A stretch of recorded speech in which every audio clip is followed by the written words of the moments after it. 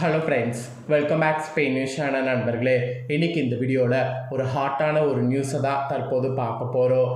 சமீபத்தில் பார்த்தீங்கன்னு வச்சுக்கோங்களேன், நிறைய புது புது விஷயங்கள் வெளியாகி ட்ரெண்டிங்கில் போயிட்டுருக்கக்கூடிய ஒரு மெயினாக பார்த்தீங்கன்னு வச்சுக்கோங்களேன் அரசியல் தான் இருக்குது.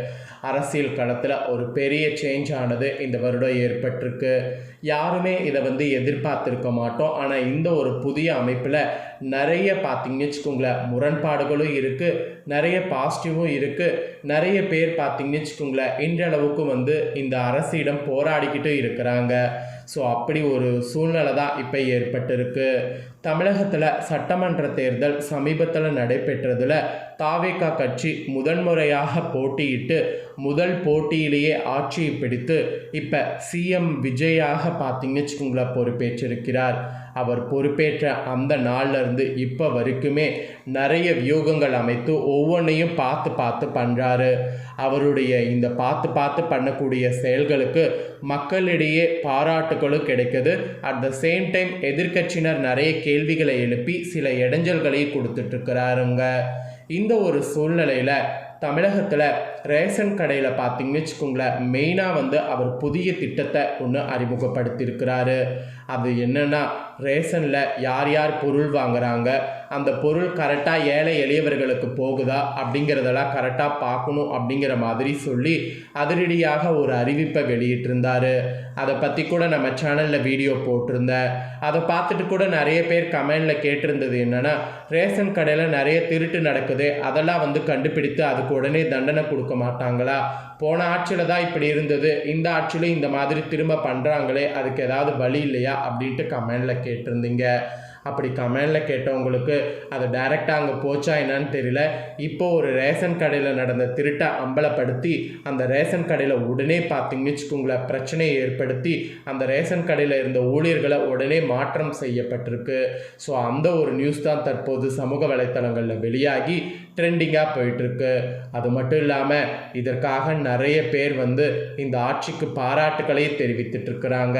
ஸோ அப்படி என்ன நடந்தது அப்படிங்கிற அந்த சம்பவத்தை இப்போ நான் உங்களுக்கு ஷேர் பண்ண போகிறேன்.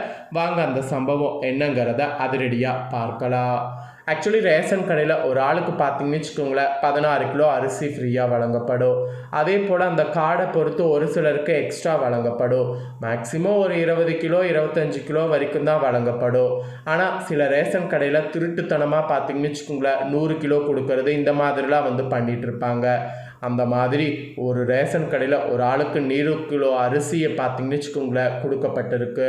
அந்த 100 கிலோ அரிசியை கொடுத்ததுனால அங்கே இருக்கிறவங்க கேள்வி கேட்டிருக்கிறாங்க. அந்த கேள்வி கேட்டு மழுப்பியிருக்காங்க. உடனே அதை வீடியோ ஆதாரத்தோடு மாட்டி இப்போ பகீர்த்தனமாக அவங்களுக்கு உடனடியாக அவங்க வேலை போகிற மாதிரி செஞ்சப்பட்டிருக்கு. ஸோ இந்த நியூஸ் தான் தற்போது வெளியாயிருக்கு. இது மக்களிடையே வரவேற்பையும் பெற்றிருக்கு. சேலத்தில் உள்ள ரேஷன் கடை ஒன்றில் நடக்கக்கூடிய பகிரங்க முறைகேடுகளை தோலுரிக்கக்கூடிய விதமாக சமூக வலைத்தளங்களில் வெளியாகி இருக்கக்கூடிய செய்தி வீடியோ தற்போது பெரும் அதிர்ச்சியும் பரபரப்பையும் ஏற்படுத்தியிருக்கு. சேலத்தில் இருக்கக்கூடிய ஒரு ரேஷன் கடையில் நபர் ஒருவர் தலா 50 கிலோ எடையுள்ள 2 மூட்டைகளில் மொத்தம் 100 கிலோ அரிசியை எந்தவித பயமும் இல்லாமல் எடுத்து சென்றுள்ளார். இது அங்கிருந்த செய்தி நிருபர் ஒருவர் நேரில் பார்த்து ஒரு நபருக்கு இவ்வளோ அரிசி எப்படி வழங்கப்பட்டது என்று தட்டி கேட்டுள்ளார். ஆனால் அதற்கு அந்த நபர் மற்றும் அங்கிருந்தவர்கள் முறையான பதிலளிக்காமல் மழுப்பலாகவும் அலட்சியமாகவும் பதிலளிக்கக்கூடிய காட்சிகள் அந்த வீடியோவில் பதிவாகி இருந்தது. நிருபருடைய இந்த அதிரடி கேள்விகள் தற்போதைய நிலையில் இணையதளத்தில் அசுர வேகத்தில் வைரலாகி வந்தது. ஒரு நபர் 100 கிலோ அரிசியை இப்படி மூட்டை மூட்டையாக எடுத்து சென்றால் இந்த ரேஷன் அரிசி எங்கே கடத்தப்படுகிறது அப்படிங்கிற கேள்வி எழுந்திருக்கு.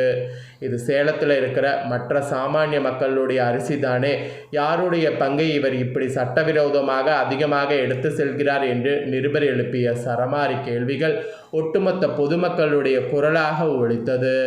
ஏழை எளிய மக்களுடைய வயிற்றில் அடிக்கக்கூடிய இந்த ரேஷன் அரிசி முறைகேடு குறித்து சம்பந்தப்பட்ட உணவுப் பொருள் வழங்கல் துறை அதிகாரிகள் உடனடியாக விசாரித்து கடுமையான நடவடிக்கை எடுக்க வேண்டும் என நெட்டிசன்கள் கொந்தளித்து வந்திருக்கிறாங்க. இந்த ஒரு சூழ்நிலையில் உடனடியாக அது பார்வைக்கு போய் உடனடியாக அதுக்கு என்ன பிரச்சனை வந்து சால்வ் ஆகணுமோ அதுக்கான முயற்சிகள் வந்து எடுக்கப்பட்டு இப்போ அந்த ரேஷன் கடை சம்மந்தப்பட்ட அதிகாரிகளுக்கு நிறைய கேள்விகள் எழுப்பப்பட்டிருக்கு. அதோடு அந்த சம்மந்தப்பட்டவங்க யார், எதுக்காக 100 கிலோ அரிசி போச்சு அப்படிங்கிற விவரங்களும் விசாரிக்கப்பட்டு வருது. அதோடு அந்த 100 கிலோ அரிசி உடனடியாக ரேஷன் கடைக்கு வருமாறும் ஒரு உத்தரவு வந்திருக்கு. அதோடு அந்த 100 கிலோ அரிசி வந்து யார் யாருக்கு பிரித்து போகணுமோ அதெல்லாம் அந்த ஏழை எளிய மக்களுக்கு பிரித்து போகிற மாதிரி ஏற்பாடு செய்யப்பட்டிருக்கு. ஸோ ரேஷன் கடைகளில் இது போல் ஆபத்துக்கள் வராமல் இனிமேல் இருக்கணுங்கிற மாதிரி ஒரு எச்சரிக்கை வந்து விடுக்கப்பட்டிருக்கு. அதோடு அந்த ஊழியர்களுக்கு தண்டனை வழங்கப்பட இருக்கிறதாக தகவல்கள் வெளியாகிருக்கு. ஆக்சுவலி பார்த்தீங்கன்னு வச்சுக்கோங்களேன், இந்த மாதிரி தப்பு நடக்கக்கூடாமல் இருக்கணும்னா அதுக்கு நம்மளும் பார்த்தீங்கன்னு வச்சுக்கோங்களேன் மக்கள் ஆகியவங்க ஒத்துழைப்பு கொடுக்கணும். இப்போ நம்ம என்ன பண்ணுறோன்னா பேருக்குன்னு பார்த்தீங்கன்னு வச்சுக்கோங்களேன் ரேஷன் கார்டு வந்து வாங்கி வச்சுக்கிறோம். அப்படி வாங்கி வச்ச ரேஷன் கார்டை பார்த்தீங்கன்னு வச்சுக்கோங்களேன் நம்ம வந்து ஒரு அடையாளமாக மாதிரி மட்டும் வச்சுக்கிட்டு ரேஷனில் போய் எந்த பொருளும் வாங்க மாட்டிக்கிறோம்.